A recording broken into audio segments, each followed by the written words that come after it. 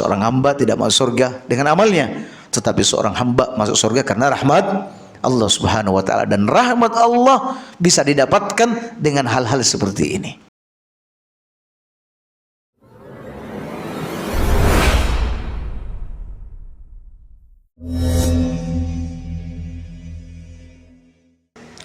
Assalamualaikum warahmatullahi wabarakatuh. Innal hamdalillah nahmaduhu wa nasta'inuhu wa nastaghfiruh wa na'udzu billahi min sururi anfusina wa min sayyiati a'malina.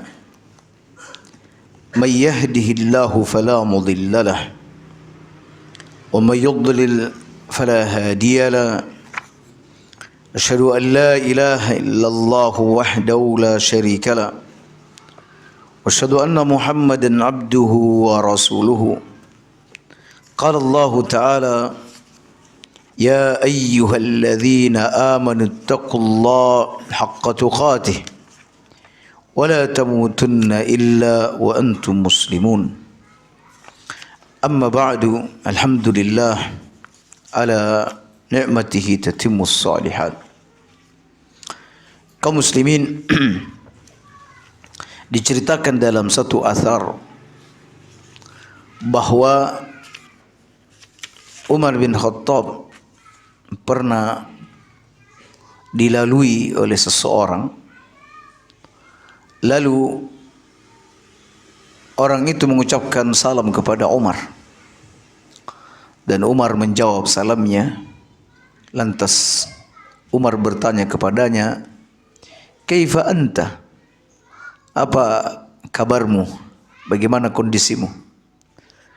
Kata orang ini, "Ahmadullah ilaika. Ahmadullah ilaika." Aku bersamamu memuji Allah Subhanahu wa taala. Kata Umar, "Hadzal ladzi aradtu minka." Sesungguhnya itulah yang aku nantikan darimu. Itulah yang aku inginkan darimu. Sesungguhnya kalimat itulah yang aku nantikan darimu. Maksudnya kaum muslimin, Umar sengaja bertanya, "Apa kabarmu?" agar orang ini memuji Allah Subhanahu wa taala dengan pertanyaan tersebut. Sehingga ketika ditanya apa kabar, dia menjawab, "Ahmadullah ilaik," atau "Alhamdulillah bi khair." Baik, alhamdulillah. Artinya kaum muslimin, bahwa teman yang baik adalah mereka yang selalu mengingatkan kita kepada Allah Subhanahu wa taala. Bahkan belum bertutur kata pun, hanya sekedar melihat sosoknya itu sudah mengingatkan kita kepada Allah Subhanahu wa taala. Bukan kawan atau sahabat, di mana ketika melihat sosoknya sudah terbayang, sudah terlihat Anda akan diajak untuk melakukan kemaksiatan. Nah, makanya di sini kita lihat Umar sengaja memancingnya dengan pertanyaan, "Bagaimana kabarmu?" Orang itu menjawab, "Alhamdulillah." Kata Umar, "Nah, itu yang aku inginkan darimu. Itu yang aku inginkan terlontar dari mulutmu, yaitu memuji dan menyanjung Allah Subhanahu wa taala." Dan hal yang sama juga dilakukan oleh Nabi sallallahu alaihi wasallam. Ketika itu Nabi bertanya kepada seseorang, "Apa kabarmu?" Orang itu menjawab, "Alhamdulillah, ahmadullah ilaik." Saya memuji Allah bersamamu. Saya bersamamu memuji Allah Subhanahu wa taala. Baik kaum muslimin, di sini kita pun akan saling mengingatkan tentang Allah, tentang kampung akhirat, dan apa-apa saja yang membawa pada kebaikan dunia dan akhirat kita.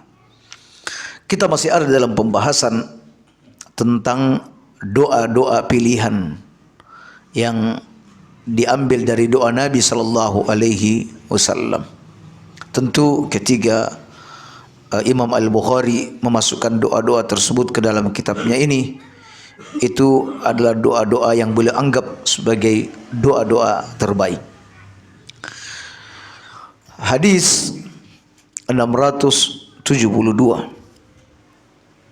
An Anasin qala, dari Anas, semoga Allah meridainya, ia berkata, sami'tu an-nabiyya sallallahu alaihi wasallam yaqul, saya pernah mendengar Nabi sallallahu alaihi wasallam memanjatkan doa berikut ini, Allahumma inni a'udzubika minal hammi wal hazan. Ya Allah, sesungguhnya aku berlindung kepadamu dari kesusahan dan kesedihan. Kata ulama, al-hammu itu adalah hal-hal yang tidak disukai oleh jiwa untuk perkara-perkara di masa mendatang. Ya. Jadi jika kita mengkhawatirkan sesuatu untuk di masa mendatang, di mana jiwa Anda tidak menyukai hal itu, maka berlindunglah kepada Allah Subhanahu wa taala darinya dengan membaca doa ini. Tentu jiwa kita tidak suka kalau di masa mendatang kita hidup dalam kefakiran dan kemiskinan. Tentu kita tidak suka jika anak-anak kita yang telah menempuh pendidikan gagal dalam pendidikannya. Tentu kita yang sedang menanam tanaman di sawah ladang kita tidak suka kalau tanaman tersebut sampai gagal panen. Hal-hal itu tidak disukai oleh jiwa. Maka mintalah kepada Allah dengan berkata, Allahumma inni a'udzubika minal hammi wal hazan. Sementara al-hazan itu kaum muslimin adalah hal-hal yang tidak disukai oleh jiwa untuk perkara-perkara di masa yang lalu. Alias ketika kita mengingat tingkah laku kita di masa lalu, kecerobohan kita, kemaksiatan kita, jauhnya kita dari Allah, maka kaum muslimin, itulah yang dimaksud dengan al-hazan. Hal-hal yang tidak kita sukai berupa perginya orang-orang yang kita cintai, habisnya modal yang kita usahakan, itu hal-hal yang tidak disukai. Nah, kadang pikiran-pikiran itu datang kaum muslimin, sehingga mintalah kepada Allah agar dilindungi dari hal-hal seperti itu. Baik, jadi itu gandengannya, al-hammi wal hazan. Kemudian wal ajzi wal kasal, rasa lemah dan rasa malas. Ya, lemah dan malas, tidak berdaya dan malas. Ini sudah berapa kali dan sering kita jelaskan. Kalau ajz itu kaum muslimin, kita menginginkan untuk melakukan kebaikan, namun tidak terwujud karena fisik kita yang lemah. Mau kajian tidak bisa karena nggak bisa bawa motor, mungkin kena stroke. Ya. Mau ikut salat berjamaah juga tidak bisa karena kondisi fisik tidak mendukung. Mau silaturahmi ke tempat kerabat-kerabat yang jauh juga tidak bisa karena keterbatasan fisik. Nah, itu disebut dengan al-ajz. Makanya kalau antum masih bisa diberikan kesehatan untuk bisa menghadiri tempat-tempat kebaikan di tempat yang jauh, maka pujilah Allah Subhanahu wa taala bahwa Allah telah memberikan fisik yang baik untuk itu. Wal kasal, orang terhalang melakukan kebaikan bukan karena fisiknya, tetapi karena semangatnya yang kurang. Nah, itu disebut dengan malas. Nah, Nabi SAW juga berlindung dari dua hal itu. Pokoknya Nabi berlindung dari hal-hal yang bisa menggagalkan beliau melakukan kebaikan, baik itu karena kelemahan fisik atau karena lemahnya semangat atau jiwa untuk melakukan kebaikan tersebut. Kemudian kaum muslimin, wal jubni wal bukhli, jubun dan bukhul. Jubun ini adalah sifat pengecut, di mana seseorang terhalang melakukan kebaikan karena sifat pengecutnya, rasa penakutnya, ya, terhalang melakukan salat berjamaah atau tahajud gara-gara takut ke kamar mandi. Ya, nggak bisa, takut dia tahajud. Mau kamar mandi nggak ada yang nemani. Ya. Mau berjamaah di masjid juga takut dengan gelap. Mau berjihad takut istri menjadi janda. Ini semua adalah sifat al-jubun yang Nabi SAW berlindung darinya. Begitu juga al-bukhl. Al-bukhl itu kaum muslimin pelit. Sebagian ulama mendefinisikan bakhil ini adalah ketika seseorang sudah dikaruniakan rezeki yang melimpah, lalu dia menahan diri untuk mengeluarkan zakat. Tapi ketika seseorang sudah mengeluarkan zakat hartanya, maka insya Allah dia sudah lepas dari kebakhilan itu. Ya, zakatnya sudah keluar, nafkah wajibnya terhadap anak istri juga sudah keluar, maka dia lepas dari sifat bakhil. Kemudian wa dhala'id dain, dan dominasi atau tekanan utang dan dominasinya. Wa ghalabatir rijal, tekanan utang dan dominasi atau tekanan orang-orang. Di sini Nabi SAW juga berlindung kepada Allah dari tekanan utang dan dominasi atau tekanan dari orang-orang. Sebab kaum muslimin dengan adanya utang ini orang tersibukkan untuk melakukan kebaikan. Karena apa?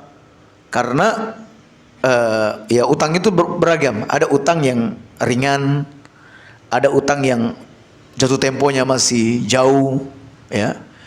Ada juga utang yang berat, ya, sudah dekat masanya untuk dilunasi. Apalagi orang yang menagih ini orangnya juga kasar dan lain sebagainya, sehingga jiwa tertekan. Nah, kaum muslimin, ketika kita ada dalam kondisi-kondisi adanya tekanan utang, ya kita sebut tekanan utang, ini akan menyibukkan orang untuk melakukan kebaikan. Karena apa? Ya, pikiran dia bagaimana caranya menghasilkan uang untuk bisa melunasi utang yang dia miliki. Mau ini tidak nyaman, mau hadir di majelis ilmu tidak nyaman, mau ini tidak nyaman, karena ada tekanan utang. Dan ini bisa membuat orang terjatuh pada hal-hal yang terlarang jika kita ada dalam tekanan utang. Ya, jadi ada orang berutang tapi tidak dalam tekanan, ada orang berutang tapi ada dalam tekanan. Di mana kalau nggak lunas rumah bisa hilang, kalau nggak lunas sawah ladangnya bisa hilang. Ini kan sebuah tekanan, ya. Karena takut aset-aset itu akan hilang, maka ya itu tadi jiwanya tidak tenang, serta dia tidak bisa melakukan kebaikan secara leluasa. Bahkan orang yang ada dalam tekanan ini, dia cenderung untuk melakukan hal-hal yang dilarang oleh syariat, semisal ingkar janji, ada dustanya dan lain sebagainya. Nah, Nabi SAW berlindung dari semua hal ini.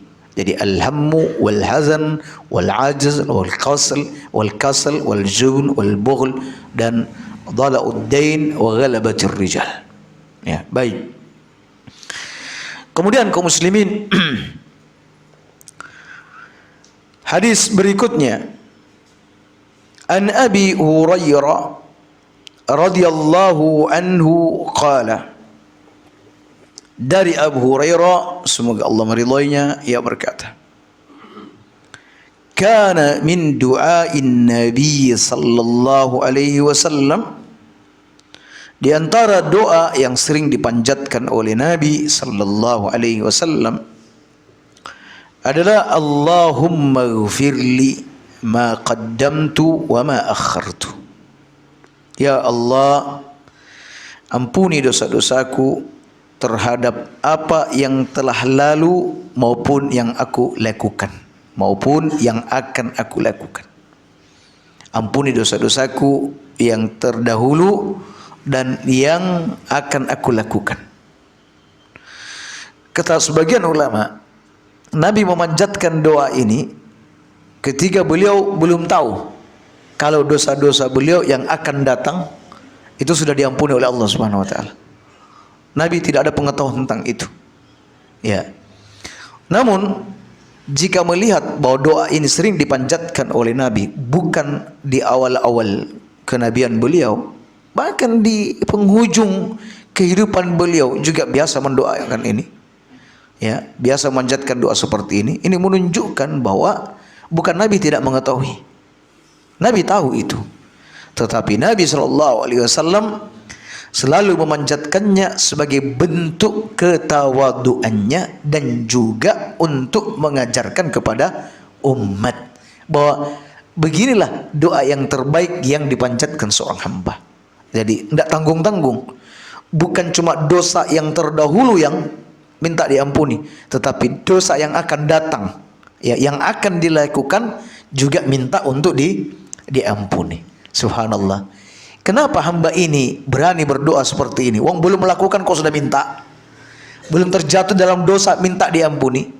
Karena hamba ini tahu bahwa dia memiliki Rabb yang maha pengampun, yang ampunannya tidak terbatas.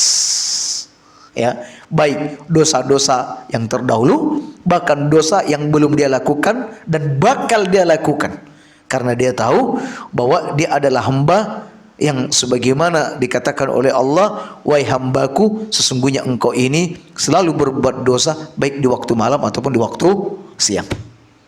Ya, jadi itu doa termasuk doa andalan Nabi SAW. Ya, minta diampun dosa yang terdahulu dan dosa-dosa yang akan datang. Baik. Kemudian kaum muslimin, wa ma asrartu wa ma a'lantu. Dosa yang aku lakukan secara sembunyi-sembunyi dan dosa yang aku lakukan secara terang-terangan. Dan untuk dosa yang dilakukan seorang hamba secara sembunyi-sembunyi, ini paling rentan manusia terjatuh di dalamnya. Bahkan manusia paling banyak terjatuh dalam hal ini ketika dia melakukannya di keramaian. Tetapi kaum muslimin, jika ada seorang hamba yang sudah juga tenggelam dalam dosa pada saat terang-terangan, maka di saat sembunyi-sembunyi juga pasti lebih berat lagi. Pasti lebih banyak dilakukannya. Ya. Dan kaum muslimin, karena kedua hal ini kita lakukan, ada dosa yang kita lakukan terang-terangan, ada yang kita lakukan sembunyi-sembunyi, maka kita juga mohon ampun kepada Allah Subhanahu wa taala dari hal itu. Wa ma anta a'lamu bihi minni, dan aku juga minta ampun ya Allah atas dosa-dosa yang aku perbuat yang engkau lebih mengetahuinya daripada aku. Ya, karena kaum muslimin kita ini, karena ketidakadaan ilmu, karena kebodohan kita, kadang kita sudah terjatuh dalam perbuatan dosa, namun menganggap itu bukan dosa, itu perbuatan mubah. Ya, kadang seperti itu. Ada orang punya kegemaran mancing. Ya, sudah ikan di sungai sudah nggak ada, di laut sudah nggak ada, lalu dia datang ke kolam pemancingan.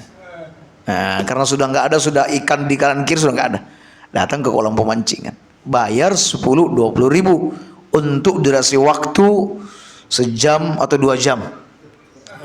Sejam atau 2 jam mancing dia, nggak ada hasil sama sekali.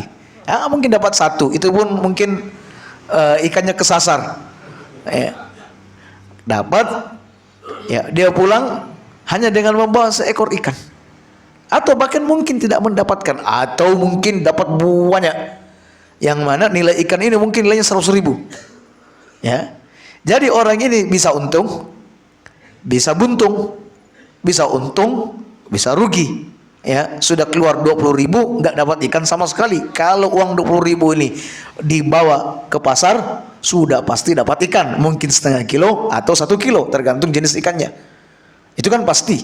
Kalau ini nggak pasti, karena ini ada unsur untung rugi, ada gamblingnya, maka ini masuk dalam bisnis yang diharamkan. Bisnis yang diharamkan, tidak boleh kaum muslimin. Ya, sama ini sekarang perayaan 17 Agustus. Kadang datang panitia-panitia ke rumahnya Pak RT, Pak RW untuk mengajak warganya ya mengikuti perlombaan dan sebagainya agar warganya mau mengumpulkan yuran. Nah, lalu ditanyakan, itu nanti urannya untuk apa mas? Ya, untuk dibelikan hadiah. Oh berarti bukan panitia menyediakan? Oh enggak. Ya dari peserta kembali ke peserta. Tentu panitia nanti dapat untung juga. Ya. Nah, berarti karena hadiah-hadiah ini datang dari peserta-peserta, masing-masing peserta, dan mereka nanti akan memperebutkan uang yang mereka kumpulkan, ya berarti ini adalah judi secara nyata. Masing-masing store uang, lalu melakukan perlombaan, siapa yang menang dia akan mendapatkan uang tersebut. Judi yang tidak diketahui oleh kebanyakan orang. Ya. Ada wanita-wanita yang melakukan senam bersama wanita lainnya di hari Ahad misalnya, atau jalan pagi dengan pakaian yang subhanallah super ketat.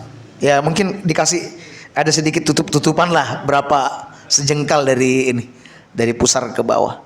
Ya ada roknya, rok mini, tapi di bawahnya ketat.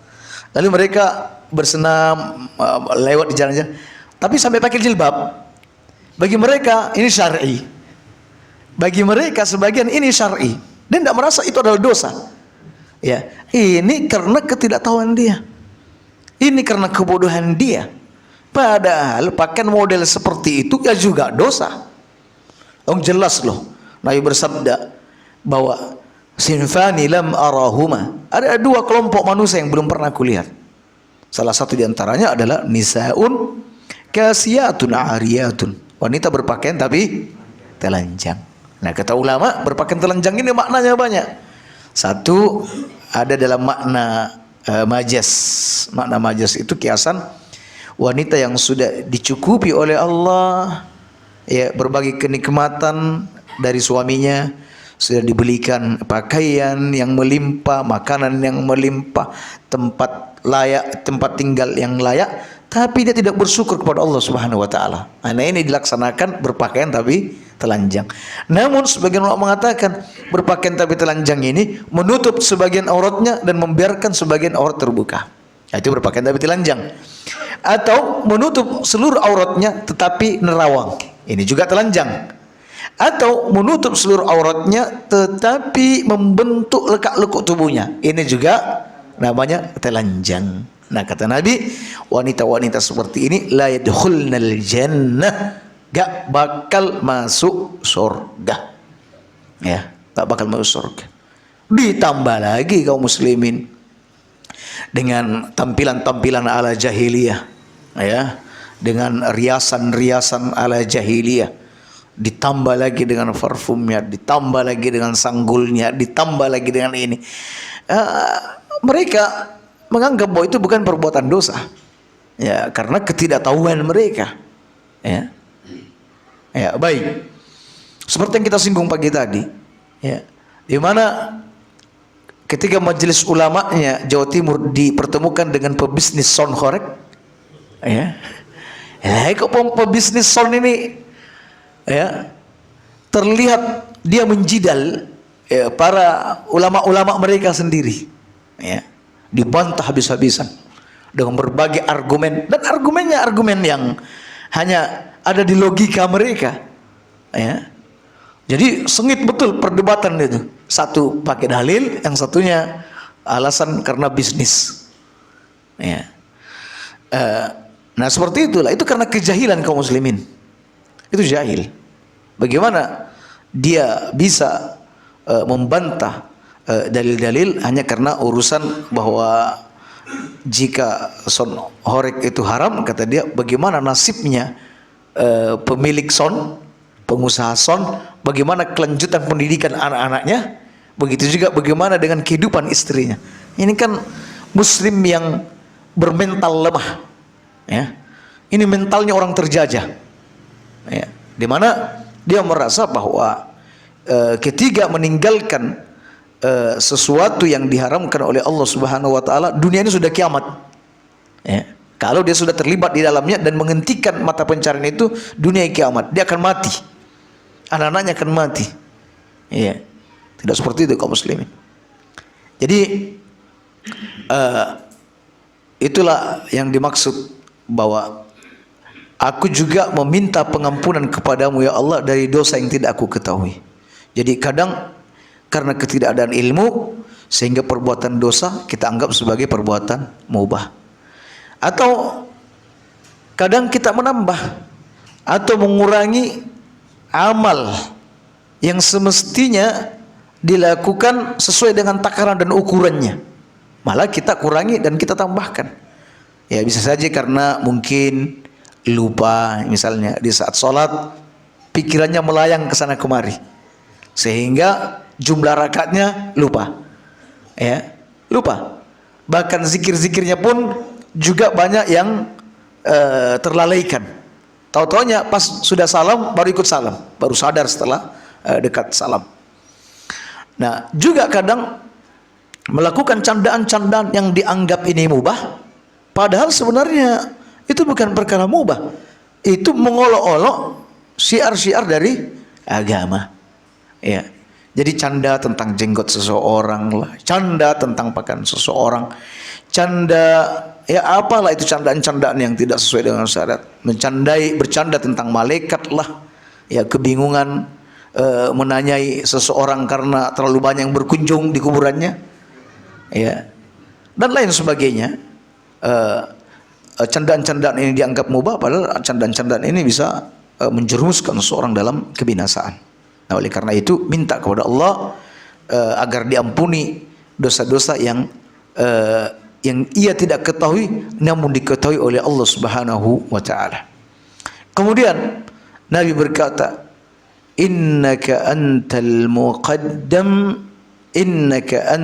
muqaddim wal muakhir. Sesungguhnya ya Allah, Engkau yang mendahulukan dan Engkau yang maha mengakhirkan. Engkau maha mendahulukan dan Engkau maha mengakhirkan. Engkau dahulukan seseorang pada kemenangan dan Engkau mengakhirkan satu kaum untuk kemenangannya. Engkau dahulukan orang dalam suatu kemuliaan dan Engkau akhirkan seseorang dari kemuliaan. Ya. Engkau mendahulukan amalan-amalan dan mengakhirkan amalan-amalan. Engkau mendahulukan amalan-amalan wajib dan engkau mengakhirkan amalan-amalan sunnah. Antal muqaddim wa antal muakhir. Engkau maha mendahulukan dan engkau juga maha mengakhirkan. Ada juga al-awwal wal akhir. Engkau adalah maha yang awal dan engkau adalah maha yang akhir. Engkau adalah al-batin, engkau juga adalah al-zahir. Al-zahir wal batin. Nah, ada al-awwal wal akhir, al-zahir wal batin. Artinya apa kaum muslimin? Nama ini, nama empat nama ini menunjukkan akan ilmu Allah yang meliputi segala sesuatu, baik tempat ataupun waktu. Ya. Jadi kalau disebut Allah al-awwal, Allah itu adalah pertama yang tidak ada mendahului sebelumnya. Allah adalah yang pertama yang tidak didahului dengan ketidakadaan sebelumnya. Ya.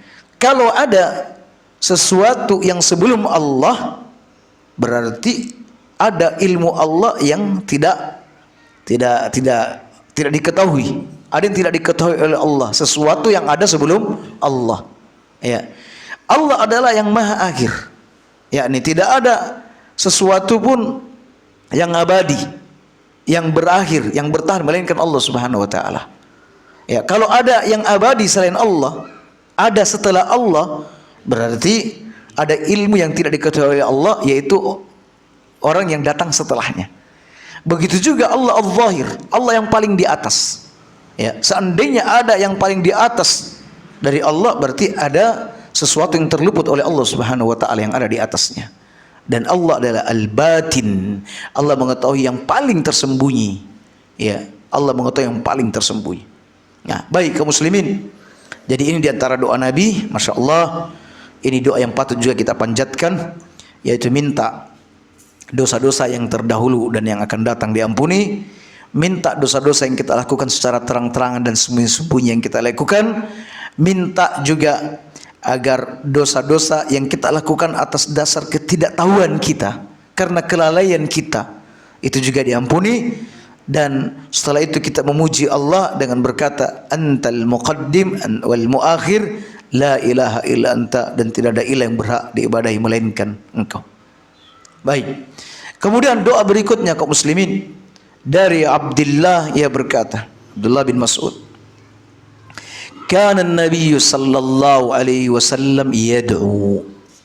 Adalah Nabi sallallahu alaihi wasallam sering memanjatkan doa berikut ini. Allahumma inni as'alukal huda. Ya Allah, aku minta petunjuk kepadamu. Maksud minta petunjuk di sini kaum muslimin, minta hidayah. Minta jalan yang lurus, yang berkonsekuensi, berarti minta ilmu yang bermanfaat. Ya, sebab kalau tidak dapat ilmu yang bermanfaat, maka Anda tidak bisa berjalan di atas jalan yang lurus.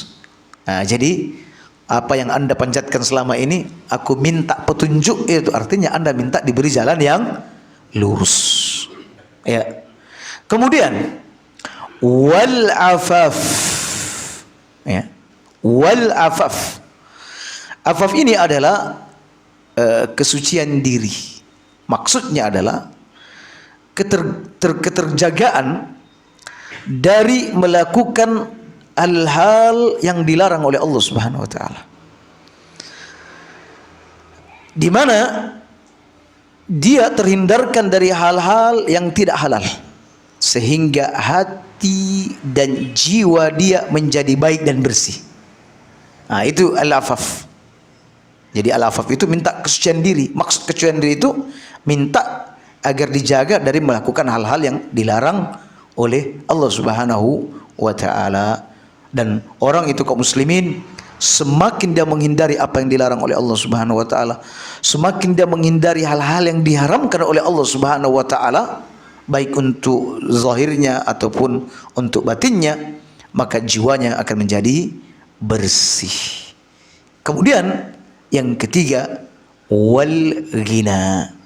Aku minta kekayaan. Maksud kekayaan di sini adalah kekayaan hati, sehingga ia tidak merasa bergantung dan berharap berlebih kepada manusia, tetapi dia lebih hanya berharap dan bergantung kepada Allah. Itu al-ghina. Ya. Sebab banyak juga orang kaya, tetapi dia masih selalu mengharap kepada manusia dan amat tergantung dengan manusia. Ya. Tetapi al-ghina di sini adalah kekayaan hati yang dimana dia merasa cukup dengan Allah dan dia tidak bergantung kepada selain Allah Subhanahu wa taala. Wa qala ashabuna an amr wat tuqa, dan berkata sahabat-sahabat kami dari Umar, dari Amr, wat tuqa, ada tambahan, dan ketakwaan. Ketakwaan artinya meminta kepada Allah agar diberi kekuatan untuk menjalankan perintah-perintahnya dan menjauhi larangan-larangannya. Kaum muslimin, ini kalau mau dihafal mudah insyaallah. Tetapi subhanallah, faedahnya begitu luas, begitu besar dan begitu agung. Bayangkan minta petunjuk. Orang kalau sudah berada di jalan yang lurus, apalagi yang dia inginkan setelah itu. Ya. Kemudian yang kedua, al-ifaf, kesucian diri. Ya.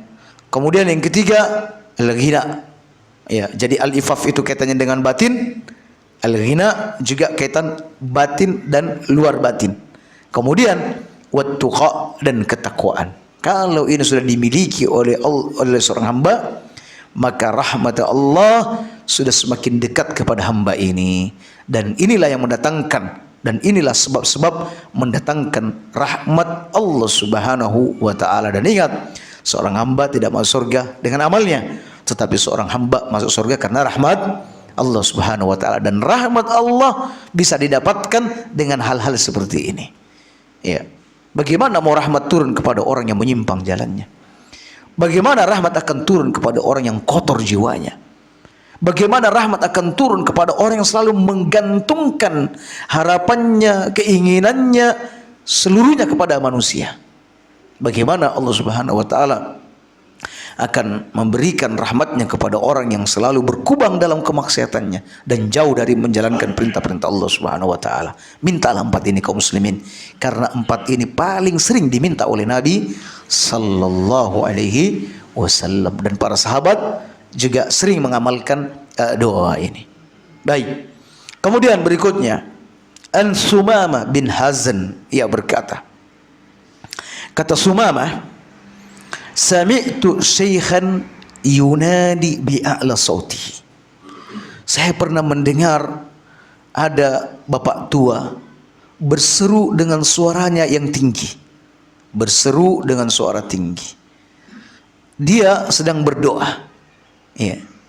Dia berkata, Allahumma inni a'udzubika minasyarri la yukhlituhu syai'un. Ya Allah, aku berlindung kepadamu dari keburukan yang tidak bercampur dengan sesuatu pun.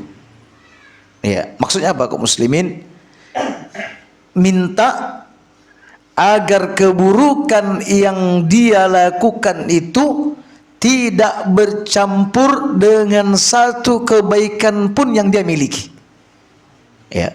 Sebab kalau ada kebaikan itu kaum muslimin bercampur dengan keburukan, mungkin riya, ya, sum'ah, atau keburukan amalan yang tidak sesuai dengan sunnah misalnya, maka amalan-amalan baik ini rusak dengan keburukan tersebut. Nah, kadang kita kaum muslimin hampir di semua amal-amal kita ini, kalau tidak memiliki ilmu, masuk ke dalamnya keburukan. Ya, relatif. Ada keburukannya banyak dan ada keburukannya yang sedikit. Paling penting adalah masalah niat. Ini ikhlas atau tidak ini di saat dia beramal. Terus yang kedua, keburukan yang lain adalah amalan itu jauh dari sunnah. Amalan itu tidak sesuai dengan sunnah. Ketidaksesuaian dengan sunnah ini bisa menyebabkan amalan tersebut rusak. Bukankah Nabi bersabda, man amila amalan laisa alaihi amruna fahuwa raddun. Siapa yang melakukan amalan yang tidak ada dasar dari kami, tidak ada contoh dari kami, maka amalannya tertolak. Boleh jadi separuh amal Anda oke, tapi separuhnya dari amalan tersebut tidak sesuai dengan sunnah. Mungkin salatnya sudah tepat dari takbir, ya, dari takbir sampai salam, tetapi setelah itu kaum muslimin dicampuri setelah salam itu dengan zikir-zikir tertentu yang tidak ada syariatnya, ya, sehingga amalan itu menjadi rusak disebabkan karena amalan buruk tersebut. Ya, jadi kita tidak ingin susu sebelangah rusak dengan nila setitik. Nah, itu maksudnya. Jangan sampai kebaikan-kebaikan ini yang kita harapkan kebaikannya, pahalanya justru menjadi rusak karena keburukan itu. Jadi dia berkata, ya Allah, aku berlindung kepadamu dari keburukan yang mencampuri kebaikan-kebaikan amalku. Lalu aku bertanya, man hadha syekh? Siapa orang tua itu? Qila Abu Darda. Yang berdoa itu adalah Abu Darda, sahabat Nabi sallallahu alaihi wasallam. Kaum muslimin, pada asalnya doa itu dipanjatkan dengan suara lirih. Dan begitulah Allah Subhanahu wa taala mengingatkan hamba-hambanya untuk tidak berdoa dengan suara yang keras, karena dia berdoa kepada zat yang tidak tuli.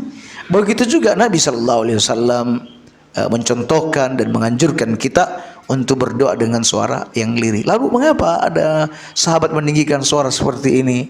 Boleh jadi kaum muslimin, beliau meninggikan doa seperti ini untuk memberikan peringatan kepada orang-orang, ya, supaya jangan sampai kalian ini melakukan kebaikan-kebaikan tidak murni baik, tetapi bercampur dengan keburukan. Boleh jadi itu maksud beliau, atau boleh jadi dalam rangka lit ta'lim, untuk mengajarkan mereka. Ini loh doa yang kalian panjatkan kalau ingin berdoa. Ya, mudah-mudahan dengan doa seperti ini kaum muslimin, ya, kita terjaga dari melakukan amalan-amalan buruk atau mencampuri amalan kebaikan kita dengan keburukan. Dan yang paling penting ini masalah riaknya, karena riak ini amat menghancurkan amal. Ya, oleh karena itu berlindunglah kepada Allah dari hal-hal seperti ini. Baik. Kemudian kaum muslimin, dari Abdullah bin Abi Aufa, anna Nabiy sallallahu alaihi wasallam kana yaqul, Allahumma tahhirni bithalji wal baradi wal ma'il barid. Ya Allah, sucikan aku, bersihkan aku dari dosa-dosaku dengan apa? Dengan salju, dengan embun, dan dengan air dingin. Ya, kok bukan air sumur, air laut, tapi mintanya salju, embun, dan air dingin. Kaum muslimin, dosa itu ibarat kayu bakar. Dosa dan kemaksiatan itu ibaratnya kayu bakar, di mana setiap kita melakukan perbuatan dosa, ya, dan kemaksiatan, maka kita telah membakar hati kita. Jadi ketiga itu hati kita sedang terbakar. Nah, kaum muslimin, Anda tahu bahwa yang paling efektif untuk memadamkan api adalah air. Ya, air. Dan lebih utama lagi di sini disebutkan salju, embun, dan air dingin. Orang kalau terbakar disiram air biasa, ya, air biasa ya mungkin padam. Tetapi jika dengan air yang lebih dingin, itu bisa lebih lebih bisa memulihkan, ya, lebih memulihkan ketika menggunakan air yang lebih dingin. Makanya di sini disebutkan salju, embun, dan air dingin. Ya, baik. Kemudian kama yutahhiru thawbud danas minal wasakh, sebagaimana disucikannya baju kotor dari kotoran. Ini bentuk tasbih. Di riwayat yang lain, sebagaimana baju putih, sebagaimana baju putih, ya, dibersihkan dari kotoran. Jadi jiwa itu diibaratkan seperti pakaian putih, lalu ditempeli dengan kotoran, yaitu dosa. Nah, kalau jiwa itu bersih, kaum muslimin, jiwa kita ini bersih, putih, kotoran-kotoran kecil pun akan segera terlihat. Nah, makanya orang-orang soleh, ketika dia melakukan perbuatan dosa, maka dia akan segera mohon ampun kepada Allah Subhanahu wa taala. Tapi kalau dia semakin jauh dari Allah, dosa sudah menumpuk di dalam hatinya, mohon ampunnya pun itu masih tampaknya masih jauh. Ya. Dia berkata, "Wis nanti waktu umroh tak mohon ampun kepada Allah, atau nanti waktu pensiun baru tak mohon ampun kepada Allah." Boleh kaum muslimin. Jadi ini terkait dengan kebersihan hati. Nah, Nabi ini manusia yang paling jernih hatinya. Sampai apa? Sampai untuk dosa sekecil apapun itu segera mohon ampun kepada Allah.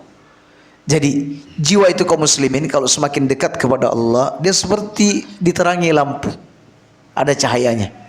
Dari kotoran-kotoran kecil itu ketok, langsung diambil, dipungut, maksudnya langsung mohon ampun kepada Allah Subhanahu wa taala.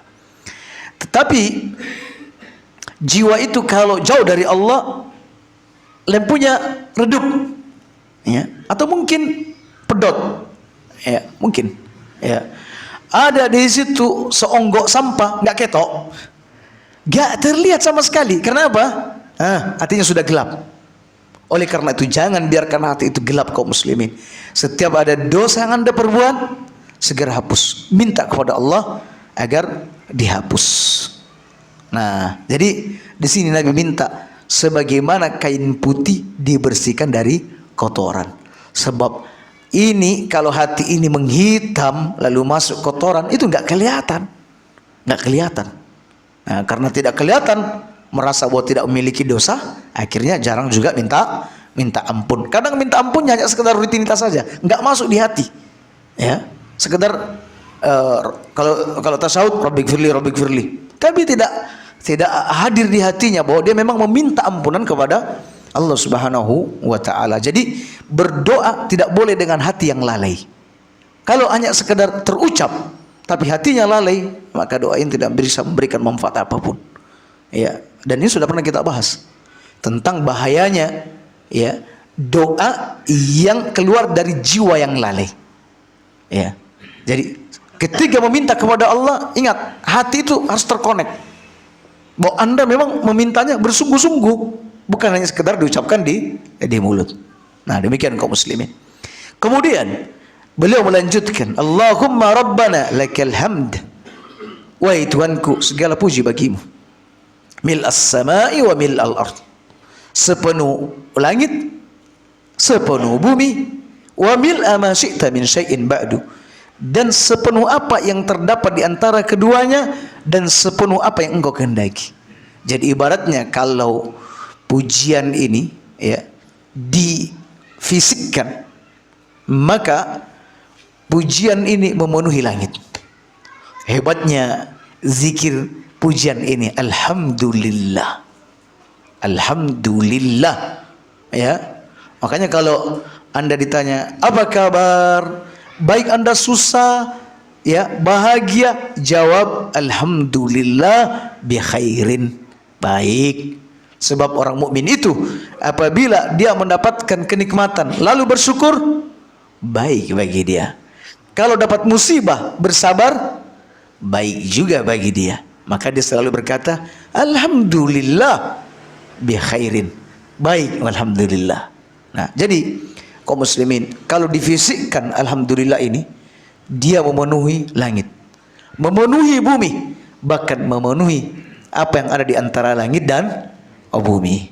Nah, cuma sayang banyak orang tidak begitu mengerti tentang apa keutamaan daripada subhanallah walhamdulillah. Bahkan kaum muslimin sampai ada pertanyaan perdebatan, mana lebih baik bersalawat atau berzikir. Ya, sampai ada orang solawatan sampai ribuan kali, tapi ucapan subhanallah alhamdulillah enggak. Ya, dia menganggap bahwa solawatan itu lebih utama segalanya dibanding baca zikir. Tidak begitu kaum muslimin. Masing-masing ada tempatnya. Ada waktu di mana kita untuk bersalawat kepada Nabi Sallallahu Alaihi Wasallam. Ada waktu kita di mana untuk banyak berzikrullah, membaca subhanallah walhamdulillah. Subhanallah wa bihamdih, subhanallahil azim. Nah, ini pahalanya begitu besar. Baik. Berikutnya kaum muslimin, satu doa lagi. An Anasin anna Nabiy sallallahu alaihi wasallam kana yaksuru ayyad'u bihadha ad-du'a. Adalah Nabi sallallahu alaihi wasallam paling sering membaca doa berikut ini. Kalau yang sebelum-sebelumnya tidak ada kalimat sering, tetapi kaum muslimin kita mengatakan atau menerjemahkan Nabi sering itu karena ada redaksi atau ungkapan kana. Kata sebagian ulama, ungkapan kana ini menunjukkan pada rutin, keseringan. Ya, tetapi untuk kali ini ada redaksi jelas sekali. Kata Anas bin Malik, adalah Nabi sallallahu alaihi wasallam paling sering membaca doa ini. Apa itu? Allahumma atina atau Rabbana atina fid dunya hasanah wa fil akhirati hasanah wa qina adzaban nar. Ya Allah, berikan aku kebaikan di dunia. Jadi apa saja yang terbetik di hati antum dari kebaikan-kebaikan untuk diri antum, maka sudah termasuk dalam doa ini. Berupa kendaraan yang bagus, kan diinginkan oleh jiwa. Rumah yang ya wapi, itu diinginkan oleh jiwa. Istri yang manut, itu diinginkan oleh jiwa. Anak-anak yang soleh-soleha, manut sama orang tua, itu diinginkan oleh jiwa. Panen enggak gagal, itu diinginkan oleh jiwa. Selalu sehat, itu diinginkan oleh jiwa. Maka apapun yang Anda inginkan dari urusan-urusan dunia, maka sudah terkandung dalam doa ini. Berikan kebaikan di dunia. Termasuk Anda ingin sehat, nggak tahu apa doa sehat itu apa, nggak ngerti. Apa doa sehat ya? Ya Allah beri aku sehat, nggak ngerti. Anda baca Rabbana atina fid dunya, wes sudah cukup. Ya, sudah cukup itu. Ya, Anda punya utang banyak, nggak tahu bagaimana doa minta utang biar lunas, nggak ngerti. Sudah, Rabbana atina fid dunya, wes cukup. Jadi ini sudah mewakili semuanya. Yang biasa antum sebut sebagai doa sapu jagat katanya. Wa fil akhirati hasanah. Dan kebaikan di akhirat. Apa kebaikan di akhirat? Ya masuk surga, itu intinya. Kebaikan apapun yang antum dapatkan di surga, tapi kalau nggak masuk surga, kebaikan apapun yang antum dapatkan di akhirat, tapi nggak masuk surga, nggak berarti sama sekali. Ya, jadi ujungnya, intinya masuk surga. Serta kebaikan-kebaikan di saat sebelum masuk surga. Ya. Wa qina adzabannar, dan sebagai pelengkapnya, selamatkan kami dari azab neraka. Sebab ada orang masuk surga tapi masuk neraka terlebih dahulu, ya. Kalau ini mintanya wes masuk surga, ojo masuk neraka. Dan selamatkan kami dari api neraka. Oh, ini luar biasa doa ini kaum muslimin. Sampai Anas berkata, jika Nabi berdoa, banyak doa yang dipanjatkan, maka salah satu di antara doa itu adalah Rabbana atina fid dunya hasanah. Dan jika beliau berdoa adalah yang hanya satu doa, maka doa itu adalah Rabbana atina fid dunya hasanah wa fil akhirati hasanah wa qina adzabannar. Anda kalau tawaf berada di antara rukun Yamani dengan Hajar Aswad, maka di antara rukun tersebut Anda amat dianjurkan untuk memperbanyak Rabbana atina fid dunya hasanah wa fil akhirati hasanah wa qina adzabannar. Ya, kaum muslimin, untuk doa-doa yang ringan seperti ini pun juga kita tidak sanggup, malas untuk memanjatkannya. Benar-benar kita adalah manusia yang merugi. Insyaallah di berapa ke depan masih ada sedikit lagi doa Nabi sallallahu alaihi wasallam yang akan kita sampaikan, lalu masuk ke doa-doa khusus, ya, doa-doa khusus. Demikian. Jika ada pertanyaan, maka kami persilakan untuk bertanya.